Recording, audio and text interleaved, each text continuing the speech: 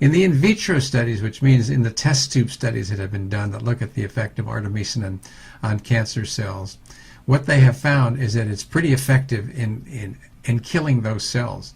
In fact, with breast cancer cells, about 28% of the cells are gone within about 16 hours that they're cancerous. And if you add iron to that combination, it's more like 98% of the cells are gone in about 16 hours. So that's pretty powerful treatment. In the case of leukemia, in only 8 hours, about 100% of the cells that are cancerous are destroyed. Now, some doctors have a concern about using iron along with artemisinin. And the reason for that is because what we don't want to do is cause those reactions to occur in normal cells. And while that's a concern, that hasn't been shown to be a problem.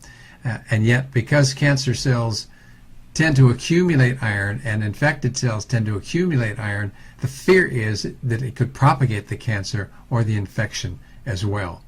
So that's something that we're going to have to probably wait on, although in a case that's really serious where somebody's tried every possible treatment that there is, from one point of view, and that's the fact that it's an FDA-approved drug, you could use it as a off-label use and still have an effect. But still those laws that are strict that regulate what you can do in cancer therapy, like in the state of California, need to be repealed.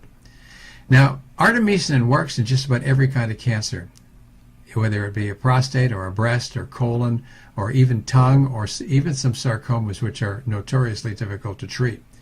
We know that there are 3 different forms of artemisinin. You can have either artemisinin itself or something called artesunate or artemether. They can be taken orally or by suppository. They should be taken in pulse doses, which means it should be on for a few days and off for a few days, because the intestinal tract tends to not absorb it so well if you take it for long periods of time. And then above all, we need to know that it's safe. And in 4,000 people who have been treated with artemisinin, we have found that the safety profile is shockingly good. Sometimes that's what you see when you use natural products, as in the case of artemisinin. So we have something to look at here that could be a consideration in anybody who's gone through standard therapy using surgery, radiation, or chemotherapy, had a very poor result, and maybe are in the process of dying within a short period of time. Therapies like this or these should be considered, because they may be something that could save lives. And there are lots of anecdotal cases that are very interesting that show exactly that.